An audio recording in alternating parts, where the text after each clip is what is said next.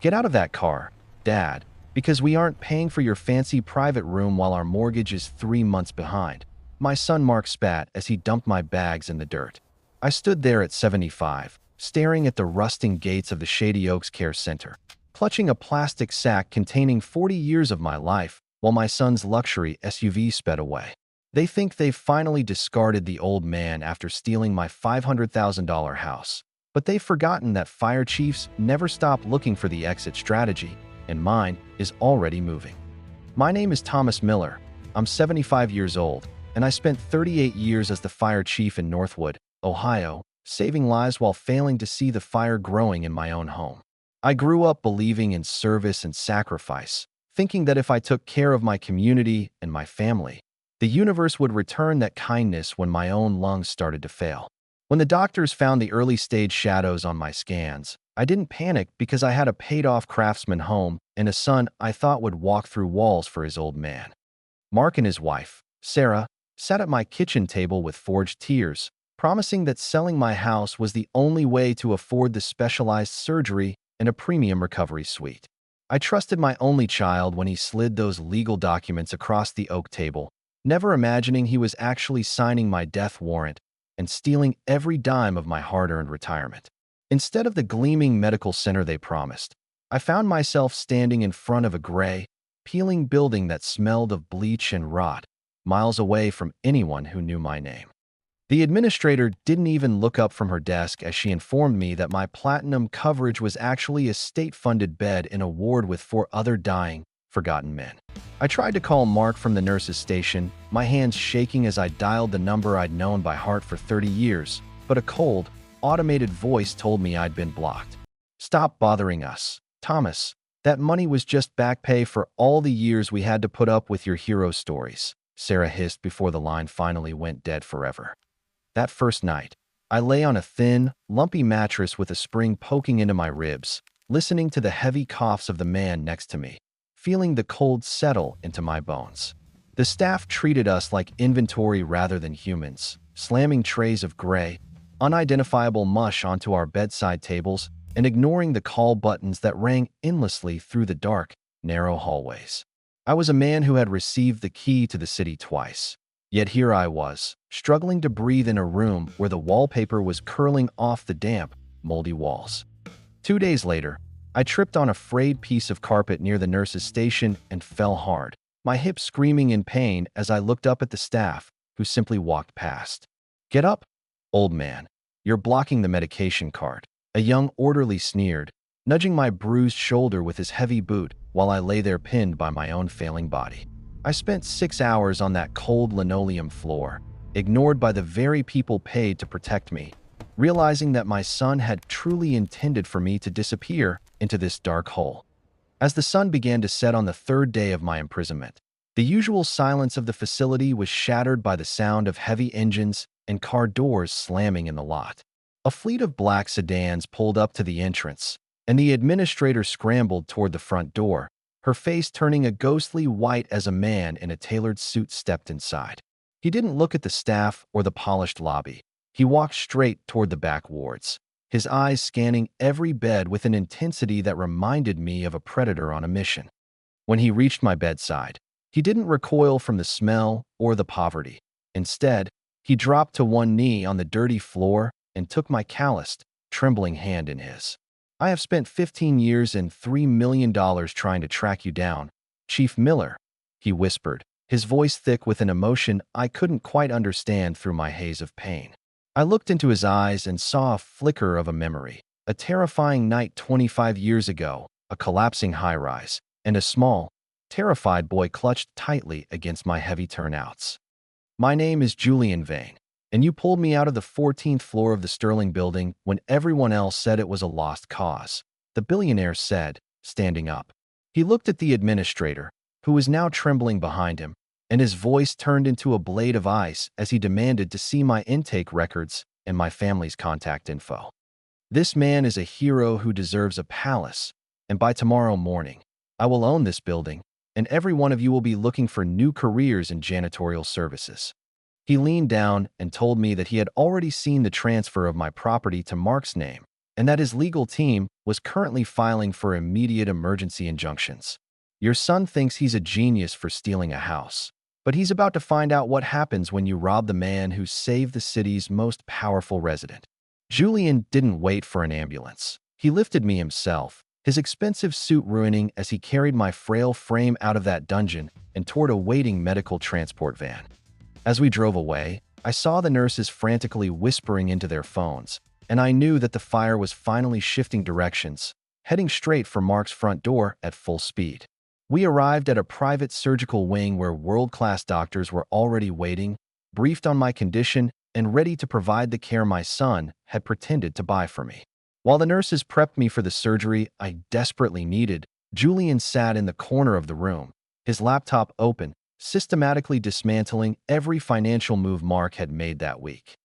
He tried to put a down payment on a yacht with your home equity this morning, Julian said with a grim smile. But I've already frozen the escrow and flagged the transaction. It turned out that Julian hadn't just become a tech mogul. He was the primary donor for the very hospital where I worked, and his influence reached into every corner of the state. I went into surgery feeling a strange sense of peace, knowing that for the first time in years, someone was fighting for me with the same ferocity I had given to others.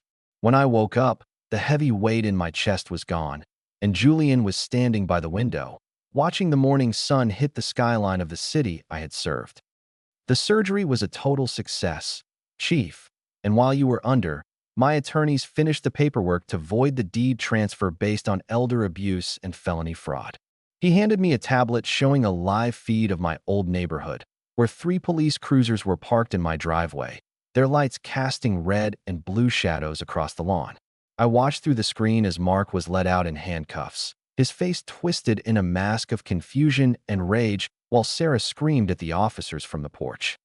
"They thought you were a weak old man who couldn't fight back," Julian said quietly. "But they forgot that a fire chief knows exactly where the structures are the most vulnerable." Julian explained that he wasn't just getting my house back. He was filing a civil suit for emotional distress that would effectively bankrupt Mark and Sarah for the next 3 decades. The hospital bills were already paid in full by a foundation Julian had set up in my name, a fund dedicated to first responders who had been abandoned by their own families. "You're coming to stay at my estate for your recovery," Julian insisted. "And once you're back on your feet, we have a lot of years of catching up to do, my friend." I felt a tear slip down my cheek, not out of sadness for the son I lost, but for the life I had regained through a boy I had almost forgotten saving. My name is Thomas Miller, and I've learned that the greatest fires aren't put out with water, but with the enduring power of a debt of honor that never truly expires. I spent 40 years running into the flames to save people I didn't know, never realizing that one of those people was the guardian angel I would need in my darkest hour. The house is back in my name now, but I don't think I'll go back there. Instead, I'm turning it into a sanctuary for veterans who have nowhere else to go. Mark sent me a letter from the county jail, begging for forgiveness and asking for money for a lawyer, but I simply dropped it into the shredder without reading a word. Justice didn't come from a badge or a siren this time. It came from the memory of a scared child and the heart of a man who never forgot his hero. I sit on the terrace of Julian's home now, watching the sunset over Northwood, knowing that my legacy isn't in the buildings I saved, but in the people who remain. My lungs are clear, my heart is full, and for the first time in a long time, I am looking forward to the quiet, dignified future I earned with every fire. I am not a victim, I am not a burden, and I am certainly not forgotten.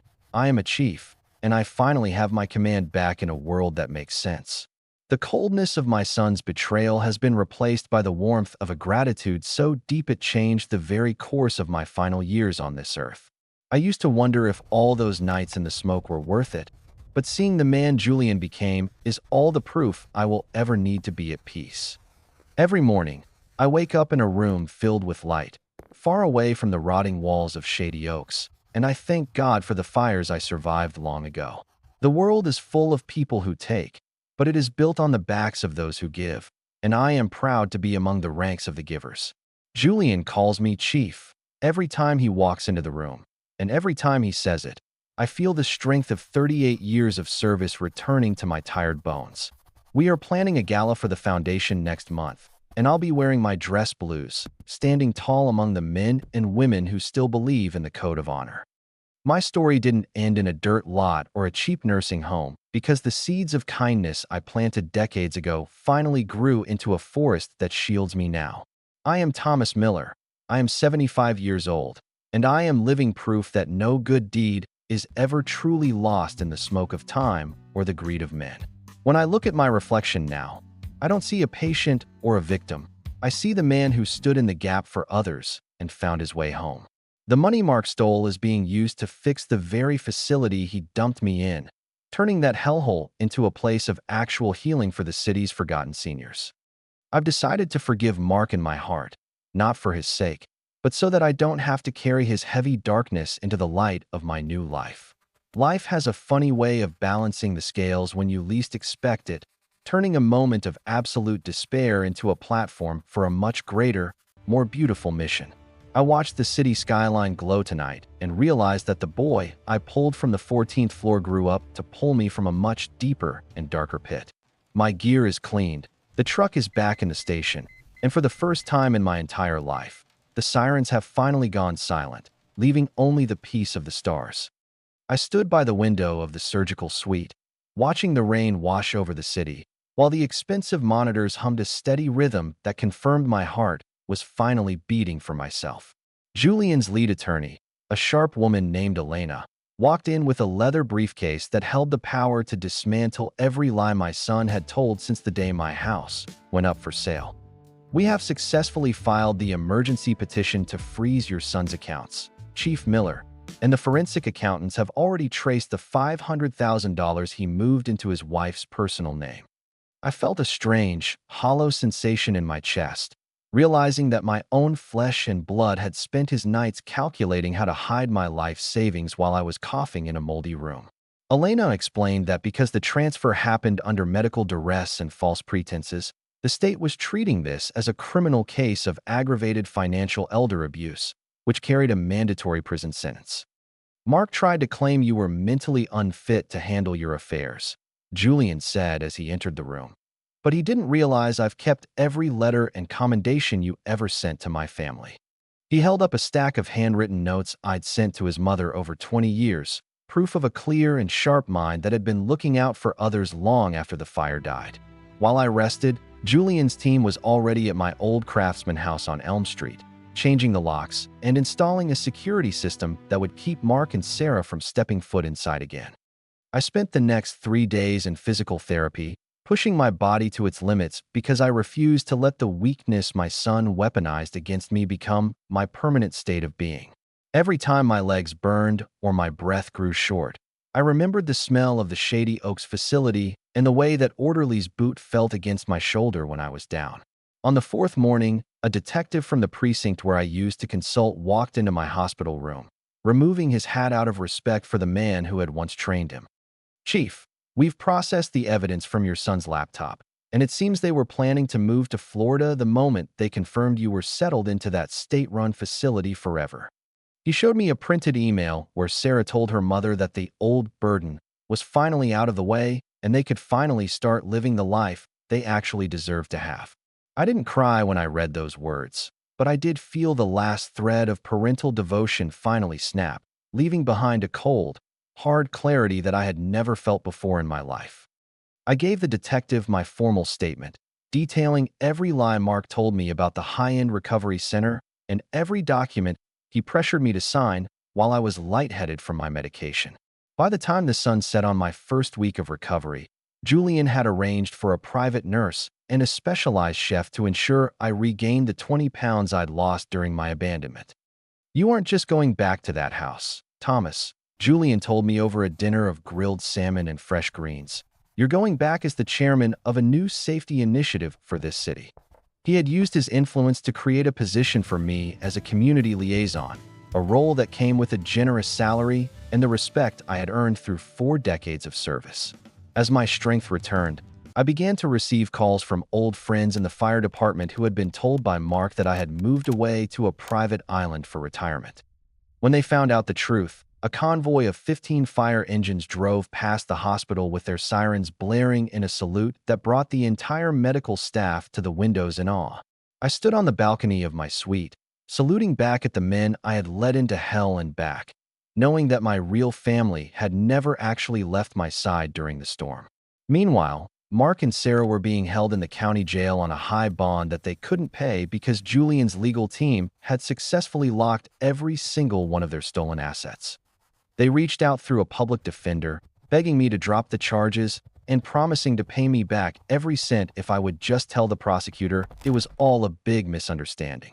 I sat in my chair and thought about the cold floor of the nursing home, and I told Julian to tell them that justice, like a backdraft, is impossible to stop once it truly begins.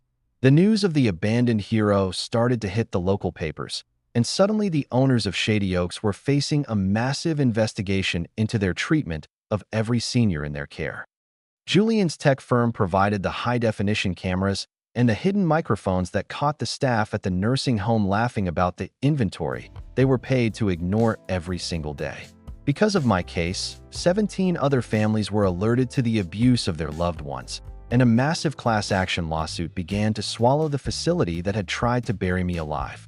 I felt a sense of pride knowing that even in my weakest moment, I was still managing to save people from the flames, just like I had done when I wore the heavy yellow coat. When the day finally came for my discharge, Julian didn't take me to a hotel. He drove me straight back to Elm Street, where the neighborhood was lined with American flags and welcome home signs. The front lawn was perfectly manicured, the porch had been repainted, and my old golden retriever, Buster, was sitting on the steps after being rescued from the shelter where Mark had dumped him. I walked into my living room and saw that everything was exactly as I had left it, except for a large framed photograph on the mantel of a young boy being carried from a building.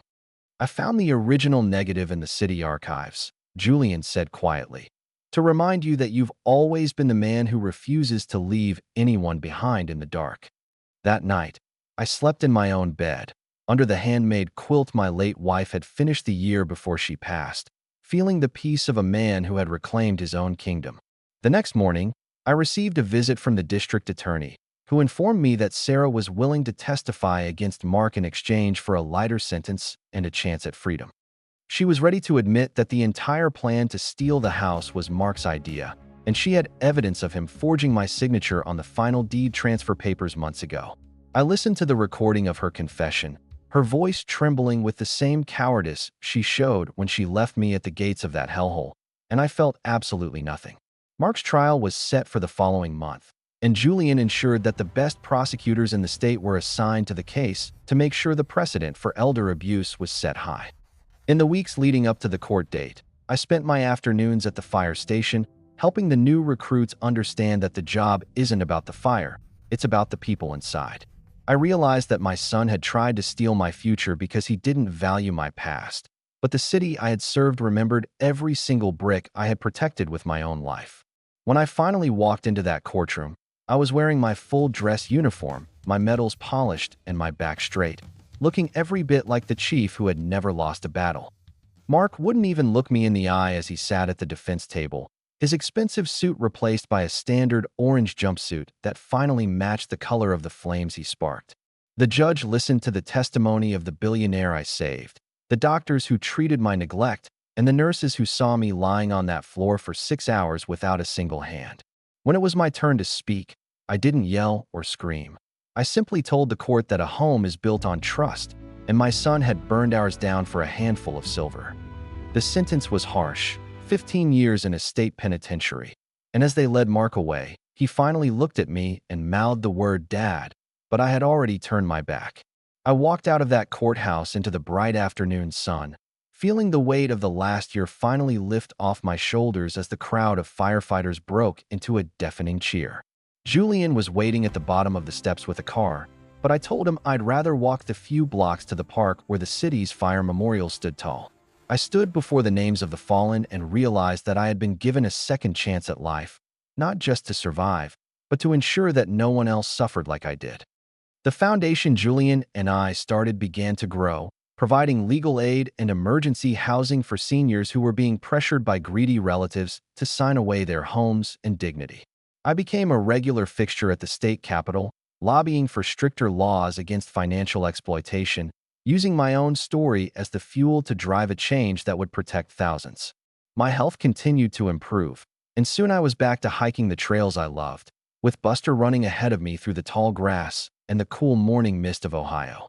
I started a scholarship fund for the children of firefighters, ensuring that the next generation would have the education and the support that my own son had so casually thrown away.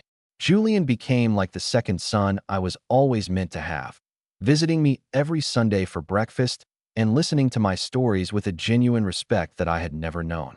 We spent hours talking about that day in the Sterling building, and he told me how my voice through the smoke was the only thing that kept him from giving up hope. "You told me to keep crawling toward the sound of your boots, Chief, and I've been crawling toward the light you represent ever since that afternoon in the burning hall." I realized then that the bond of shared sacrifice is stronger than the bond of blood, and that true family is chosen through the fires we endure together in this life. My house on Elm Street became a hub of activity, filled with the laughter of old friends and the grateful smiles of people who finally had a champion in their corner again. I stopped checking the mail for letters from the prison, knowing that the man behind those bars was a stranger I no longer had any obligation to rescue or even acknowledge. The anger I once felt had been replaced by a deep, quiet satisfaction that comes from knowing that the truth eventually finds its way out of the thickest, blackest smoke imaginable. I sat on my porch one evening, watching the fireflies dance across the lawn, and realized that my life wasn't defined by the betrayal, but by the magnificent way I survived. I am 75 years old, and though my body bears the scars of the flames and the bruises of a son's greed, my spirit is as indestructible as the steel. I've learned that you can lose a house and you can lose a fortune, but you can never lose the character you built over a lifetime of doing the right thing. The city of Northwood dedicated a new fire station in my honor, and as I cut the ribbon, I looked out at the sea of faces and felt truly at home. I am Thomas Miller, the man who was left for dead but rose up to change the law, and I will spend every remaining breath proving that heroes never truly retire. Life is a series of fires. Some we fight with hoses, and some we fight with our souls, and I have learned to master the heat of both with quiet grace. I am no longer the forgotten patient in a sagging bed. I am the pillar of my community and the proof that justice is a fire that cleanses the earth. I have reclaimed my name, my home, and my dignity, and I stand here today as a testament to the fact that light always pierces through the darkest of betrayals. My story is one of smoke and mirrors that turned into a legacy of gold and steel, and I wouldn't change a single second of the journey I have traveled. I look at the picture on my mantle and smile, knowing that the boy I saved all those years ago was actually the man who was sent to save me. The journey from the fire chief to the forgotten patient was a long one, but the journey back to the man I am today was the greatest rescue mission. I am whole, I am strong, and I am surrounded by a love that is earned through truth and loyalty rather than the mere accident of a shared last name. I close my eyes tonight and hear the steady beat of a heart that is no longer burdened by the weight of a son's cold and calculated lies. I am Thomas Miller, and I have finally found the peace that comes from knowing that the fires are all out, and the morning sun is finally here to stay. We converted my old dining room into a high-tech command center for the Miller Vane Foundation, where we now track every single report of elder financial abuse coming through our new 24-hour emergency hotline. Julian hired a specialized team of retired detectives and forensic accountants who treat every incoming case with the same urgency I used to bring to a four-alarm blaze in the middle of winter. We have already helped 6 different families in our county reclaim their property deeds from predatory relatives who thought their aging parents were too tired or too confused to notice their signatures being forged. Every morning when I sit down at my desk, I look at the empty space where my son's photograph used to be, and I feel a profound sense of relief rather than sadness. The local news recently did a massive follow-up story on Shady Oaks, showing the facility being shuttered and the owners being led away in handcuffs for their systematic neglect of the city's most vulnerable. I stood on the sidewalk as the last resident was moved to a high-quality center, knowing that the inventory they talked about was finally being treated like the actual human beings they are. Buster has reclaimed his favorite spot on the front porch, his tail thumping against the wood whenever a neighbor stops by to drop off a casserole or just to say they're truly glad. I have started a weekly breakfast at the local diner for retired first responders, creating a space where we can share our stories and ensure that no one else ever feels so isolated. Julian often joins our group, trading his expensive silk suits for a simple flannel shirt while listening with rapt attention as we talk about the brotherhood that kept us alive through 40 years of service. He told the group that his entire success was built on the foundation of the second chance I gave him, a debt he says he can never fully repay regardless of his current wealth. I finally walked through every room of my house and removed every piece of modern furniture that Mark and Sarah had bought with the money they stole from my secret emergency medical fund last year.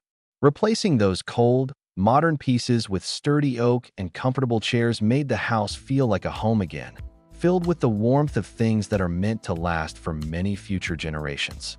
My lawyer called to inform me that Mark's final appeal was denied, and he will be serving the full duration of his 15-year sentence without the possibility of an early release for good behavior. The prison warden mentioned that Mark has been trying to call me every single weekend, but I instructed the phone company to keep the block on my line permanently for my own mental peace. I am not trying to be cruel, but some fires burn so hot that they destroy the very structure of a relationship, leaving behind nothing but ash that can never be rebuilt into something meaningful. I spent an entire afternoon at the cemetery, sitting by Martha's headstone and telling her everything that happened, feeling her presence in the gentle breeze that stirred the leaves of the old oak. I truly believe she would be proud of the way I stood my ground, and even more proud of the way I turned my personal pain into a shield for those who cannot fight. The city council recently voted to name the new community park after me, a place where children can play safely under the watchful eye of a bronze statue of a brave local fire chief. I insisted that the plaque at the base of the statue doesn't just mention my name, but honors every firefighter who ever sacrificed their health for the safety of a complete and total stranger. Julian's foundation donated a fleet of new ambulances to the department, all of them painted with the Millervane logo as a tribute to the rescue that started this whole incredible journey of ours.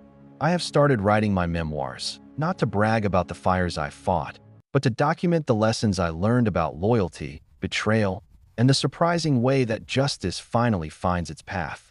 Some nights, I still wake up thinking I am back in that damp room at Shady Oaks, but then I hear Buster's soft snoring and I know that the nightmare is finally truly over. The shadows that used to haunt my hallway have been replaced by the bright, steady light of a life that is being lived with purpose and a very clear sense of ultimate dignity. I visited the new senior center we funded, and a woman took my hand and thanked me for saving her brother from a nephew who had already emptied his entire retirement savings account yesterday. That moment meant more to me than any medal I ever received, because it proved that my mission didn't end when I turned in my badge and my heavy leather fire chief's helmet. Julian and I are planning a trip to the coast next month, just two friends enjoying the salt air and the freedom of knowing that the past is finally settled for good now. I have learned that the true measure of a man isn't found in his bank account or the size of his house, but in the lives he touched when the smoke was thickest. My lungs are stronger than they have been in years, thanks to the world-class doctors Julian provided and the sheer will to live long enough to see the foundation truly take its root. I do not look back at the gates of that nursing home with hatred anymore. I look back at them as the place where I finally discovered the true strength of my own spirit.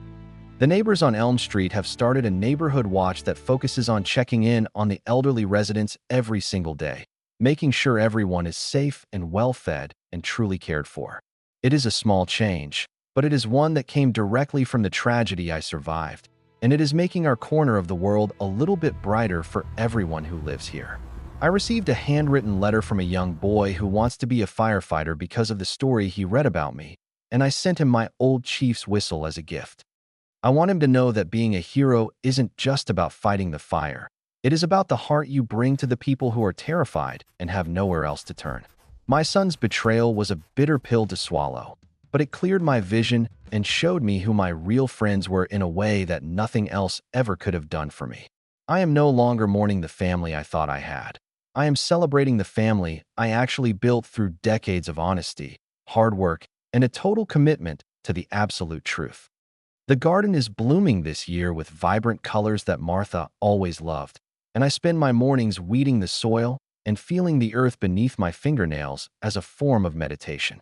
There is a quiet dignity in tending to things that grow, a peaceful contrast to the years I spent rushing into buildings that were being reclaimed by the hungry and violent orange flames. I have decided to leave my entire estate to the foundation when I am gone, ensuring that my house will always be a place of refuge for those who have been cast aside.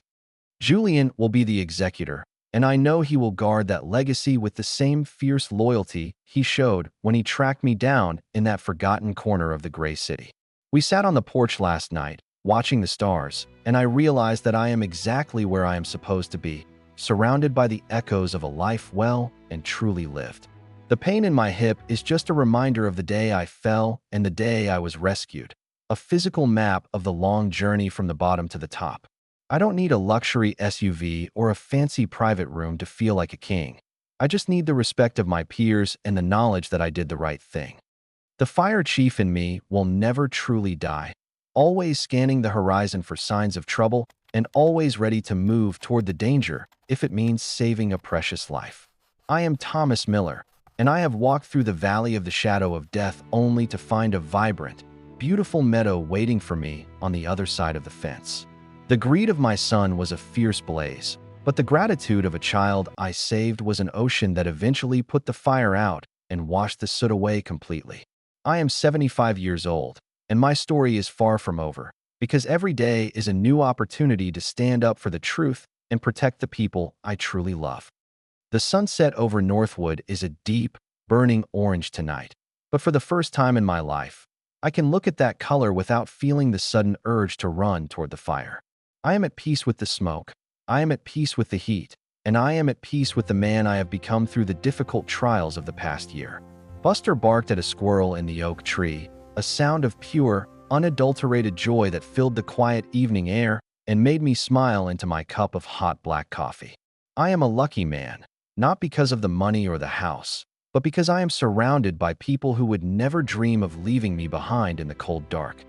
The fire department is hosting a banquet in my honor next week, and I have already polished my brass buttons until they shine like the sun on a clear summer morning sky. I will stand at that podium, and I won't talk about the betrayal. I will talk about the boy on the 14th floor and the man he became when I needed him. I will tell the young recruits that the most important tool they carry isn't the axe or the hose, but the character they build when no one else is watching them work. Life is a gift that can be taken away in a second, but a legacy is something that burns forever in the hearts of those we leave behind in this world. I am Thomas Miller, and I am finally, truly, and completely home in the house that I built with my own two hands and my own stubborn and resilient heart and soul. The foundation is growing, the laws are changing, and the people of this city are finally waking up to the fact that our elders are our greatest and most precious asset. I will spend the rest of my days making sure that no one else has to stand at a gate with a plastic bag, wondering where their life went wrong and why. I have my dignity, I have my health, and I have the friendship of a man who turned out to be the greatest investment I ever made in my entire life journey. The world is a beautiful place when you stop looking for the exits and start looking for the people who are willing to walk through the fire with you every time. I am a chief, I am a hero, and I am a man who has reclaimed his destiny from the ashes of a son's cold and calculating and heartless and greedy behavior. The stars are out now, and the house is quiet, and I am ready to dream of the good things that are still waiting for me in the bright morning light. I have learned that the hardest fires to fight are the ones inside our own families, but once they are extinguished, the air is clearer than it has ever been before. My name is Thomas Miller, and I am living proof that you can lose everything and still come out on top if you have the courage to keep moving forward every day. I am not a victim of my son's greed. I am the architect of my own recovery and the protector of a legacy that will outlive us all for many years. The fire is out, the smoke has cleared, and the morning sun is finally rising over the city of Northwood, illuminating a path of hope and total restoration for everyone. I am whole, I am loved, and I am exactly where I was always meant to be, standing tall in the light of a truth that can never be hidden again. I look at the photograph one last time before turning out the lamp, seeing the brave man I used to be and the wise man I am today at 75. The journey was long and the road was rough, but I wouldn't trade a single mile of it for a life of easy comfort and empty and meaningless and shallow pursuits. I am a firefighter, and we don't back down from the heat. We just learn how to breathe through the smoke until the rescue finally arrives for those in need. Good night, Martha. I will see you in my dreams, knowing that our home is safe and our name is finally honored in the way it was always meant to be. I am Thomas Miller, 75 years old, and I am the man who survived the fire of betrayal to become the light for a whole new generation of brave heroes. My heart is steady, my mind is sharp, and I am ready for whatever the tomorrow brings, because I know I am never walking through the flames alone ever again. I close my eyes and feel the warmth of my own bed, a simple luxury that I will never take for granted again for as long as I live here. The rescue is complete, the victim is safe, and the chief is finally off duty, resting in the quiet peace of a life well lived and a job well done. I am home, I am free, and I am finally, beautifully, and eternally at peace with the world and the man I have become through it all today.